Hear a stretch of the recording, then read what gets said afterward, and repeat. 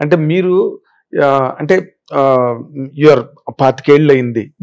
1999 మీ cinema release అవ్వడం నాకు ఇప్పటికీ గుర్తు. నీకోసం సినిమా చాలా బాగా తీసాడని మీ గురించి అందరూ మాట్లాడుకోవడం కూడా నాకు తెలుసు. పాటలు బాగుంటాయి.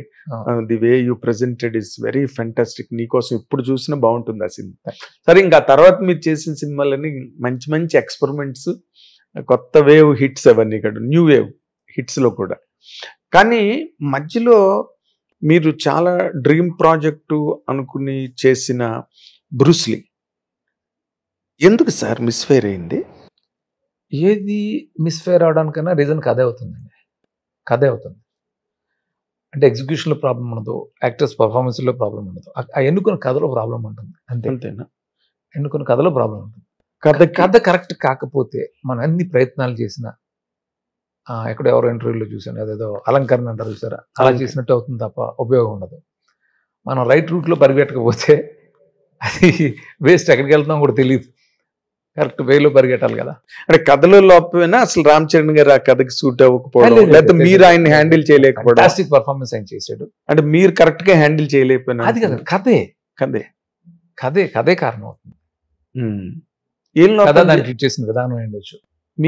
మీ పర్సెప్షన్ లో అంటే ఒక కేస్ స్టడీ లాగా నా ఇంటర్వ్యూస్ నేను కోరుకుంటాను. ప్రతి సినిమాకి సంబంధించి కేస్ స్టడీ ఉంటుందండి.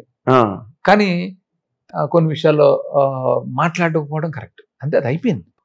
దాని నుంచి ఏం నేర్చుకున్నాం నాకు పర్సనల్ గా తెలుసు, మీకు తెలుసు. అంటే ఏ సినిమా అయినా సరే. సో రామ్ చరణ్ చాలా కష్టపడి చేసాడు పాప. ఆయన సినిమా తక్కువ టైంలో, చాలా తక్కువ టైంలో తీసాం సినిమా.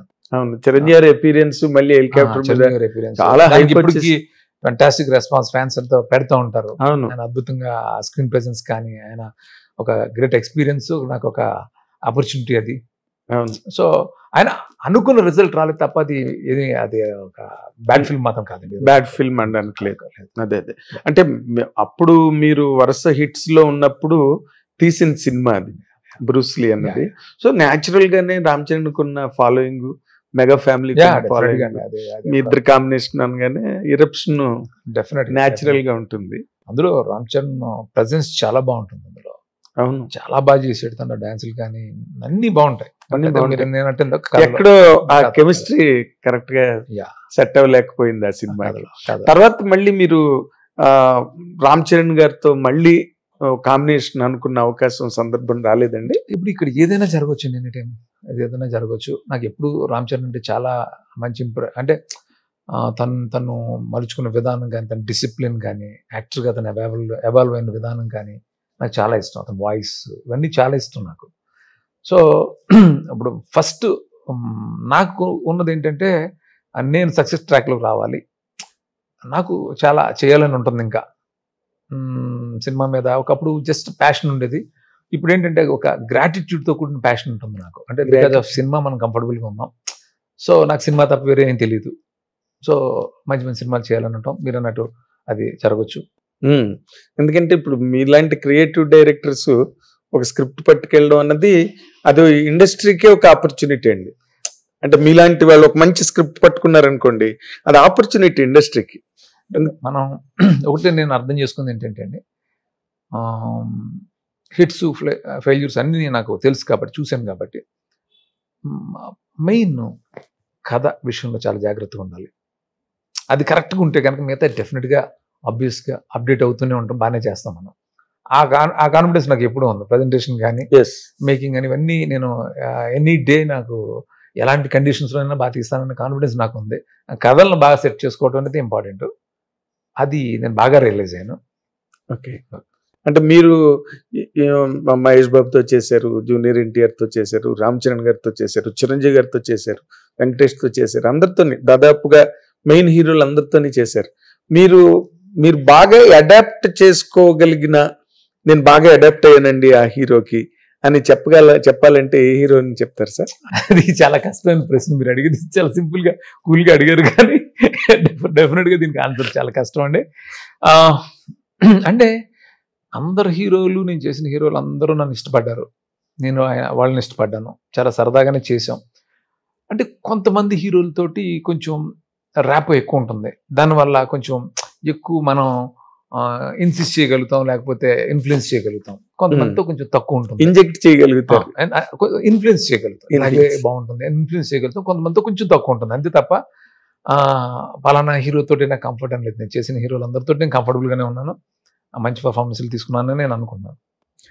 నేను అడిగిన దాంట్లో చిన్న వేరియేషన్ ఉంది సార్.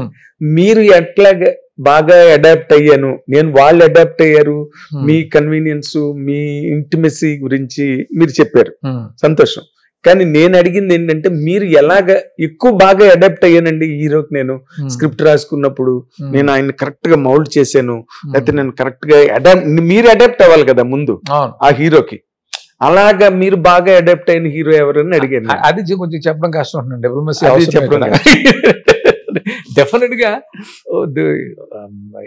ఎవరో ఒకరితో ఎక్కువ ఫ్రెండ్. ఇప్పుడు ఫర్ ఇన్స్టెన్స్ తీసుకుంటే రవితేజ నేను ఉన్నాం అనుకోండి, వెరీ క్లోజ్, మీ ఇద్దరం కలిసే వచ్చాం కాబట్టి, ఫస్ట్ ఫిల్మ్ కూడా తనతోటే కాబట్టి ఒక ఫ్రెండ్లీ ఇది ఉంటుంది. అంటే దట్ డజంట్ మీన్ మిగతా హీరోలతో లేదు అని కాదు, మిగతా హీరోలతో ఇంకా క్లోజ్ గా కూడా ఉన్నాను, అంత అలాగే తనతో లాగే క్లోజ్ గా ఉన్నాను నేను అందరితోటి. ఈ ప్రశ్నకి కొంచెం ఆన్సర్ నాకు కొంచెం కష్టమైన విషయం అండి చెప్పడం. పలానా హీరోతో నాకు బాగా అడాప్ట్ అయ్యాను, లేకపోతే అతను నాకు బాగా అడాప్ట్ అయ్యాడు అని చెప్పడం కొంచెం కష్టమే. మీరు ఒక మంచి మాట ఇందాక అన్నారు, అదేంటంటే ఎవరితో ఎక్కువ క్లోజ్ గా ఉంటే అది ఇది బాగుంటుంది చేయి, నేను చెప్పిన మాట విను అనే ఒక మీకు ఆ ప్రాక్సిమిటీ ఉంటుంది. అది రవితేజ కావచ్చు, ఎందుకంటే ఇద్దరు ఒకేసారి వచ్చారు కాబట్టి. బట్ మీరు మహేష్ బాబుతో బ్యాక్ టు బ్యాక్ సినిమాలు చేశారు, 2 సినిమాలు. అది ఎట్లా వర్కౌట్ అయిందండి? అంటే వెరీ షార్ట్ స్పాన్ లో చేశారు మీరు. బ్యాక్ టు బ్యాక్ చేశారు, బ్యాక్ టు బ్యాక్ మన భాష ఒకటి చేశాను అంతే, భాష జూనియర్ ఎన్టీఆర్ తో చేశారు. అది ఎలా అంటే దూకుడు, నేను ఫస్ట్ కథ తనకి నరేషన్ ఇచ్చినప్పుడే తనకి నా మీద ఒక అంటే పరిచయం కూడా లేదు మా ఇద్దరికి అంతకుముందు. అవునా? అస్సలు పరిచయం లేదు అంతకుముందు. ఓకే. నేను ఇక్కడ జర్నలిస్ట్ కాలనీలో ఉండేవాడిని, తను అక్కడ ఉండేవాడు. నేను వెళ్ళి ఆయనకి కథ చెప్పాను, ఫస్ట్ ఒక కథ చెప్పాను, మళ్ళీ నేనే వెళ్ళి డ్రాప్ చేశాను కథని. అది వద్దు బాబు ఇంకోటి చేద్దాం అన్నాను. నేను ఈ కథ చెప్పినప్పుడు ఫుల్ నరేషన్ ఇచ్చినప్పుడు ఆయన అన్న మాటలని డైలాగ్ కూడా పెట్టానని చెప్పాను, ఫంటాస్టిక్, మైండ్ బ్లోయింగ్, అన్బిలీవబుల్ అనేది అన్నాడు ఆయన, దూకుడు కదా. సో ఆయన అప్పటి నుంచి మా ఇద్దరి మధ్య ఒక కనెక్టివిటీ వచ్చింది, అది చాలా became very close. Okay. So ఆ ర్యాపో బాగా పెరగటం. సో మా దూకుడులో అయితే తను వన్స్ తన కథ విన్న తర్వాత ఏ రోజు కూడా అసలు ఇదేంటి అదేంటి అని అడగకుండా టోటల్ సరెండర్ చేసిన సినిమా దూకుడు. నెక్స్ట్ ఆగడు కూడా అలాగే చేశాడు ఆయన. సో ఆ దూకుడు అప్పుడు వచ్చిన ఆ ర్యాపో అండర్స్టాండింగ్ వల్ల అదంత పెద్ద హిట్ అవడం వల్ల ఆ తర్వాత నేను భాష చేశాను, భాష చేసిన తర్వాత ఇంబేటి ఆగడే చేశాను. అవునండి. సో అలా జరిగిందండి. మీరు మధ్యలో ఎక్కడ అంటే నార్మల్ గా ఒక ఈవి గారు చేసినట్టుగాను, లేకపోతే రాఘవేంద్ర గారు మధ్యలో చిన్న చిన్న సినిమాలు చేయడం అలా చేయలేదు మీరు. మీవన్నీ మేజర్ లీప్స్ అన్ని కూడా పెద్ద హీరోలతోనే వెళ్తూ వచ్చారు.